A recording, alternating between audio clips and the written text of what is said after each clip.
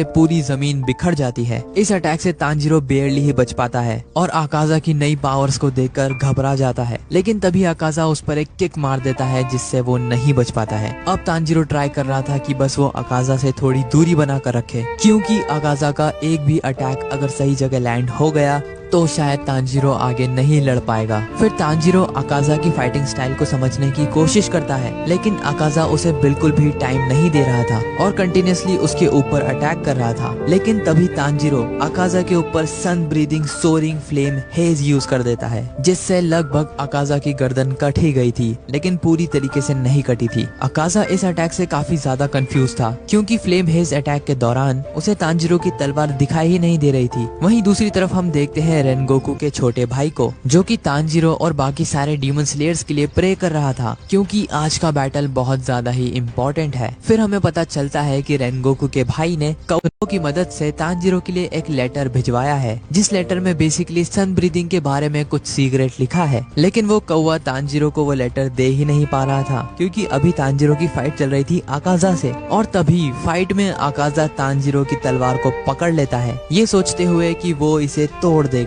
और अगर वो तलवार को तोड़ देता है तो बहुत बड़ी प्रॉब्लम हो जाएगी। इसीलिए तांजीरो घबराहट में उसे एक हेडबट मार देता है, लेकिन इससे आकाजा को कुछ भी फर्क नहीं पड़ता और बस वो तांजीरो की तलवार तोड़ने ही वाला था कि तभी वहाँ पर गियो तोमियो का आ जाता है और आकाजा के हाथ को काटकर तांजीरो की तलवार को बचा लेता है, ये कहते हुए कि अब उसे गुस्सा आ चुका है और अब वो आकाजा से सीरियसली फाइट करेगा, जो देखकर तांजीरो काफी ज्यादा खुश हो जाता है। फिर हम एक एपिक फेस ऑफ देखते हैं, जहाँ पर गियो और आकाजा अपने बैटल से पहले एक दूसरे को देख रहे थे। गियो फिर बोलता है कि मुझे बिल्कुल पसंद नहीं है जब मेरे सामने वाला बिना मतलब के तलवारें घुमाता है लड़ाई करने के लिए, इसलिए मैं ऐसे ओपोनेंट्स को जल्दी से खत्म कर देता हूँ। लेकिन एक तरफ तुम हो जो कि इतने ज्यादा ताकतवर हो कि मैं चाहकर भी उसे नहीं हरा सकता, और शायद पहली बार मैंने किसी इतने ताकतवर ओपोनेंट को फेस किया है, और इसीलिए अब मुझे तुमसे लड़ते हुए मजा आ रहा है। और एक सेकंड के अंदर ही आकाजा समझ जाता है कि गियो के सारे सेंसेस अब पहले से बेहतर हो चुके हैं, उसकी बॉडी का मूवमेंट अब पहले से बहुत ज्यादा इम्प्रूव हो गया है। और फिर आकाजा कहता है कि जब मरने या मारने की लड़ाई होती है तभी इंसान की असली पावर्स पता चलती है, और तभी गियो तोमियो का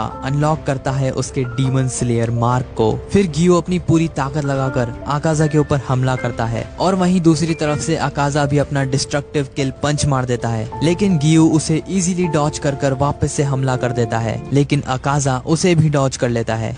आकाजा समझ चुका था कि अब वो गियो के साथ टाइम पास नहीं कर सकता, क्योंकि उसका मार्क अनलॉक हो चुका है और उसकी स्पीड भी अब पहले से कहीं ज्यादा फास्ट हो गई है। तभी गियो यूज करता है water breathing fourth form striking tide, जिससे आकाजा का राइट हैंड कट जाता है, लेकिन आकाजा भी गियो को एक पंच मार देता है। तांजीरो जो कि दूर से इस फाइट को देख रहा था, वो समझ जाता है कि गियो बहुत ज्यादा पावरफुल हो चुका है, लेकिन उसके साथ साथ आकाजा भी अब अपनी पावर्स को बढ़ा चुका है और अब उसकी स्पीड्स और मूवमेंट भी बहुत फास्ट हो गए हैं, और अगर नहीं भी हुए तब भी स्टेमिना के मामले में हमेशा डीमन ही जीतेगा। और घबराने वाली बात तो ये है कि ये फाइनल बैटल है भी नहीं, इसके बाद उन्हें मुजान से भी लड़ना है। तभी तांजीरो को याद आता है कि जब आकाजा रेनगोकू को डिसरिस्पेक्ट कर रहा था तब आकाजा उसकी बैटल स्पिरिट के बारे में बात कर रहा था, और ऐसा ही कुछ इनोसुके भी उसे बता रहा था। फिर उसे याद आती है इनोसुके और उसके बीच में हुई बातें। इनोसुके उसे बता रहा था कि बैटल स्पिरिट एक अलग ही फीलिंग होती है। इनोसुके तांजीरो को बताता है कि जब भी कोई उसे मारने की नजरों से देखता है या फिर मारने के लिए हमला करता है तो उसे फील कर पाना बहुत ही आसान हो जाता है। कहने का मतलब ये है कि हमला करने वाला जब मारने के मकसद से हमला करता है तो अपने आप ही इनोसुके को पता चल जाता है कि कोई उस पर हमला करने वाला है, और इसी टेक्निक का यूज कर उसे पता चल गया था कि ग्योतारो उस पर हमला करने वाला है, और अगर कोई उसके ऊपर बिना मारने के मकसद से हमला करेगा तो इनोसुके के लिए उस हमले को फील कर पाना लगभग नामुमकिन हो जाएगा। और इस बात का वो एक और एग्जाम्पल देता है कि जब बटरफ्लाई मैंशन में वो आराम करते हुए बाहर बैठा था तभी एक बूढ़ी दादी उसके पीछे आकर बैठ जाती है, और उनके कुछ देर तक बैठे रहने पर भी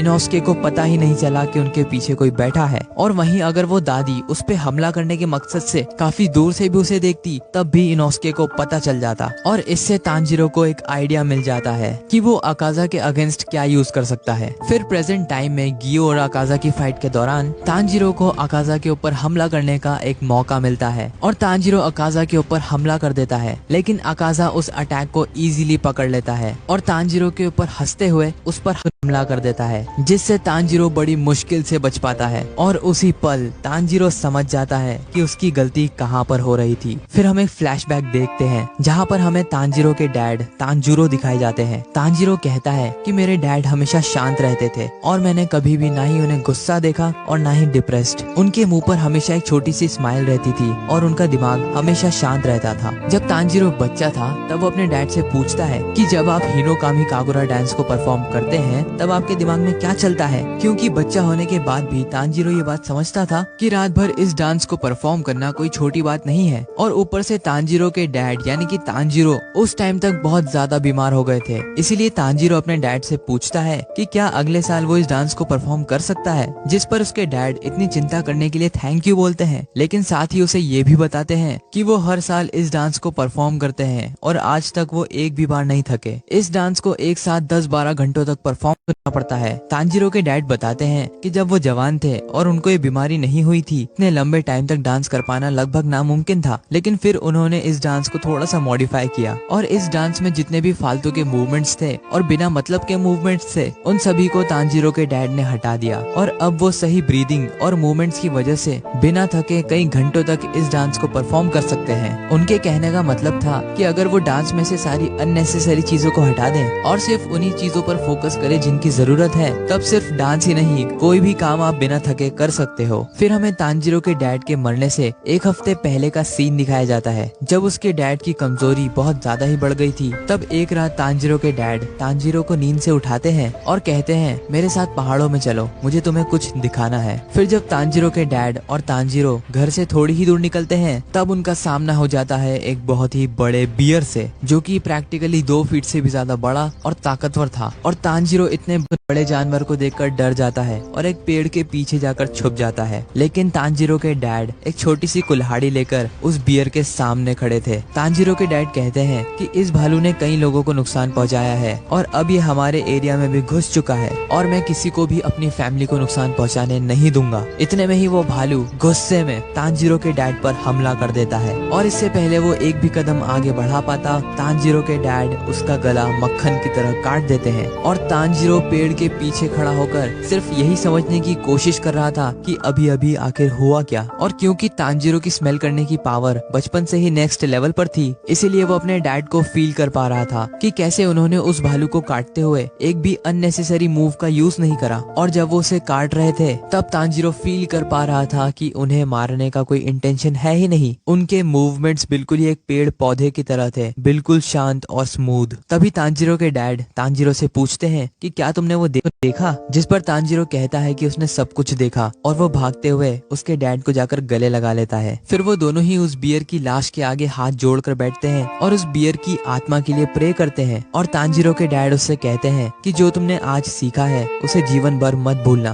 और तांजीरो समझ जाता है कि उसके डैड ट्रांसपेरेंट वर्ल्ड की बात कर रहे थे। फिर हम प्रेजेंट टाइम में आते हैं जहाँ पर अकाजा ने तांजीरो की तलवार को पकड़ लिया था और उसके ऊपर एक पंच अटैक कर दिया था। वो पंच इतना ज्यादा पावरफुल था कि अगर वो थोड़ा सा भी कांटेक्ट में आता तो तांजीरो की मौत हो जाती। लेकिन बस जब वो अटैक तांजीरो को हिट करने ही वाला था तब तांजीरो दूसरी बार ट्रांसपेरेंट वर्ल्ड को विटनेस कर पाता है और वो समझ जाता है कि इससे उसकी बॉडी बहुत ज्यादा फास्ट हो गई थी। अब तांजीरो को अकाजा की सारी मसल्स और उसका ब्रेन भी साफ साफ दिखाई दे रहा था, जिससे उसके मूवमेंट प्रेडिक्ट कर पाना बहुत ही इजी हो जाता है। इसीलिए तांजीरो इनोस्के की बताई हुई बात और उसके डैड के सिखाई हुई बात दोनों को ही मर्ज कर देता है और बिना बैटल स्पिरिट और बिना मारने की इच्छा से वो अकाजा का सर धड़ से अलग कर देगा। फिर अब हम देखते हैं कि अकाजा अब गियू पर भारी पड़ने लगा है, क्योंकि उसने उसके सारे वाटर ब्रीदिंग के फॉर्म्स अच्छे से समझ लिए हैं और गियू का स्टेमिना भी धीरे धीरे गिरने लगा है। इसीलिए अकाजा डिसाइड करता है कि अब वो गियू को मार देगा और उसके स्टेमिना के खत्म हो जाने की वजह से गियू ज्यादा देर तक बैटल में टिक भी नहीं पाएगा। वहीं तांजीरो इस फाइट को बड़ी गौर से देख रहा था, क्योंकि अब वो ट्रांसपेरेंट वर्ल्ड को विटनेस कर पा रहा था। लेकिन तभी अकाजा गियू की तलवार तलवार को तोड़ देता है और कहता है कि तुमने मुझे बहुत ज्यादा एंटरटेन कर लिया और मुझे बहुत ज्यादा मजा भी आया, लेकिन अब तुम्हारा टाइम आ चुका है मरने का। और तभी वो गियो के पेट में उसका पंच मार देता है, लेकिन हमें पता चलता है कि इससे पहले अकाजा का पंच गियो को टच कर पाता, तांजीरो उसके हाथ को पूरी तरीके से काट देता है और अकाजा समझ भी नहीं पाता कि अभी अभी उसके साथ क्या हुआ। हालांकि उसे ये तो समझ में आ गया था कि तांजीरो अब काफी ज्यादा चेंज हो गया है और उसकी प्रेजेंस अब पहले से कहीं ज्यादा अनोइंग है। तो वो बिना टाइम वेस्ट किए उसका one of the strongest move deploy करता है, and style chaotic blue metal after glow. और इस अटैक से बचने के लिए गियो डेड काम यूज करता है, लेकिन वो भी इस अटैक के सामने किसी काम का नहीं था और अकाजा गियो को एक दीवार में फेंक देता है। और अकाजा गियो से कहता है कि तुम भी रेनगोकू की तरह ही बहुत ज्यादा पावरफुल हो, लेकिन तुम में कुछ अलग बात है, तो बेहतर होगा कि तुम उसकी तरह मारे ना जाओ और मेरा ऑफर एक्सेप्ट करके एक डीमन बन जाओ। लेकिन कमाल की बात तो ये थी कि अकाजा को लग रहा था कि उसने अपने अटैक से तांजीरो को मार दिया है और शायद इसीलिए वो तांजीरो की प्रेजेंस को फील नहीं कर पा रहा था। लेकिन हम सभी देख सकते हैं कि तांजीरो अकाजा के पीछे खड़ा है और अकाजा को इस बात का अंदाजा भी नहीं है। गियो मन ही मन में सोचता है कि यही सही टाइम है तांजीरो का अकाजा को मार देने का, क्योंकि अभी अकाजा का ध्यान मेरी तरफ है। लेकिन तभी तांजीरो जोर से चिल्ला देता है, अकाजा मैं तुम्हें अभी खत्म कर दूंगा। अकाजा तांजीरो पर हमला करता है, लेकिन तांजीरो उसे इजीली डॉज कर लेता है। फिर एक करना चाहता था, वो अपने कटे हुए सर को जमीन पर गिरने नहीं देता और अपने हाथों से पकड़ लेता है और कोशिश करता है कि उसकी बॉडी फिर से उसके सर को रीजनरेट कर ले। लेकिन क्योंकि ये 1 in a million चांस था, इसलिए गियो अपनी टूटी हुई तलवार को अकाजा के सर पर फेंक देता है, जिससे अकाजा का सर उसकी पकड़ से छूट जाता है। और ऐसा करने के बाद अकाजा का सर डिसइंटीग्रेट होना शुरू हो जाता है, जो देखकर तांजीरो और गियो दोनों की ही जान में जान आ जाती है, क्योंकि उन दोनों को लग रहा था कि बैटल खत्म हो चुका है। लेकिन इतनी जल्दी नहीं, क्योंकि अकाजा का सर भले ही डिसइंटीग्रेट हो चुका था, लेकिन उसकी बॉडी अभी भी मूव कर रही थी। तभी एकदम से अकाजा की body blood demon art destructive death को एक्टिवेट कर देती है, जो देखकर गियो पूरी तरीके से हैरान हो जाता है। और इससे पहले तांजीरो ये देख पाता, अकाजा की बॉडी तांजीरो पर हमला कर देती है और उसके blood demon art destructive leg से तांजीरो पर एक किक मार देती है, जिससे तांजीरो एक दीवार में फेंक दिया जाता है और बेहोश हो जाता है। इससे पहले अकाजा की बॉडी तांजीरो पर और हमला करती, गियो उसे बचा लेता है और अपने water breathing fourth form striking tide से उस पर हमला करता है। लेकिन अकाजा की बॉडी पर आए कट्स पहले से भी ज्यादा जल्दी हील हो जाते हैं और ये देखकर गियो को बहुत ज्यादा गुस्सा आ जाता है और वो गुस्से में कहता है कि अगर उसे तांजीरो को मारना है तो उससे पहले मुझे मारना होगा, क्योंकि अब वो उसके फैमिली मेंबर्स और उसके दोस्तों को मरता हुआ नहीं देख सकता। और जैसे ही अकाजा गियो की इस बात को सुनता है, उसे किसी इंसान की याद आने लगती है। वो बंदा अकाजा से कहता है कि तलवार हमारे दिलों में है और जिस चीज से हम लड़ते हैं वो है हमारे हाथ। लेकिन ये सुनकर भी अकाजा को कुछ याद नहीं आता और वो गियो से लड़ने के लिए आगे बढ़ता है। लेकिन तभी 16 साल की एक लड़की उसका हाथ पकड़ लेती है। वो लड़की कहती है कि हाकुजी सान, अब वो समय आ चुका है जब तुम ये सब बंद कर दो। वहीं दूसरी तरफ गियो देखता है कि अकाजा अब फाइट के मूड में आ चुका है, लेकिन अब गियो की बिल्कुल हालत नहीं है कि वो थोड़ा भी और लड़ सके। अब उसके दिमाग और सारी मसल्स ने काम करना बंद कर दिया है। जो चीज उसे खड़े रख रही है वो है उसकी ब्रीदिंग, और इस वजह से गियो समझ ही नहीं पाता कि वो अकाजा से लड़ेगा कैसे। लेकिन जो भी हो, वो इस बार तांजीरो को तो नहीं मरने देगा। अकाजा फिर से गियो की तरफ बढ़ने लगता है, लेकिन वो लड़की फिर से आकर अकाजा का हाथ पकड़ लेती है और फिर से हाकुजी को रुकने के लिए कहती है। लेकिन अकाजा उस लड़की से पूछता है कि तुम कौन हो और तुम्हें क्या चाहिए। वो लड़की कहती है कि अब टाइम आ चुका है कि हम आफ्टर लाइफ में जाएं, जिस पर अकाजा कहता है कि उसे तांजीरो और गियो को मारना होगा। जिस पर वो लड़की पूछती है कि तुम्हें क्यों उन्हें मारना है, तो अकाजा कहता है कि मैं उन्हें मारकर और भी ज्यादा स्ट्रॉन्ग हो जाऊंगा। और जब वो लड़की पूछती है तुम्हें स्ट्रॉन्ग क्यों होना है, जिस पर अकाजा कहता है कि अगर मैं स्ट्रॉन्ग नहीं होऊंगा तो अपने डैड के लिए मेडिसिन घर नहीं ले जा पाऊंगा।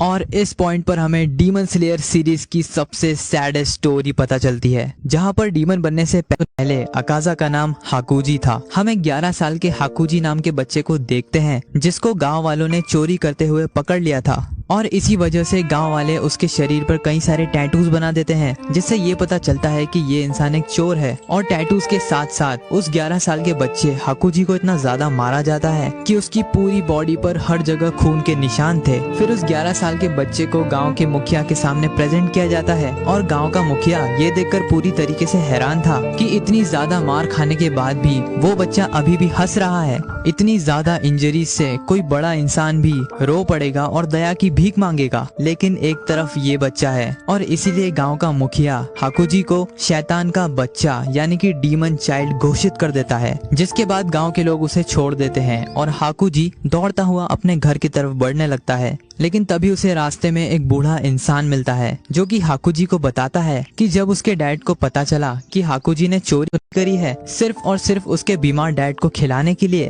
तब उन्हें इतना ज्यादा बुरा लगा और इतनी ज्यादा शर्मिंदगी हुई कि उन्होंने आत्महत्या कर ली। और ये सुनते ही हाकुजी पूरी तरीके से हिल जाता है। जिसके बाद वो अपने डैड का अंतिम संस्कार करता है और उनका आखिरी लिखा हुआ लेटर पढ़ता है। उस लेटर में लिखा था कि वो बस एक बोझ थे हाकुजी के ऊपर और वो कभी भी नहीं देख सकते थे अपने बेटे को चोरी करते हुए, इसलिए वो हाकुजी के सर से उसका बोझ थोड़ा कम कर रहे हैं। और वो हाकुजी से कहते हैं कि मैं चाहता हूँ कि तुम एक ऑनेस्ट लाइफ जियो, पूरी तरीके से नॉर्मल लाइफ जिसमें तुम्हें कोई भी गलत काम ना करना पड़े।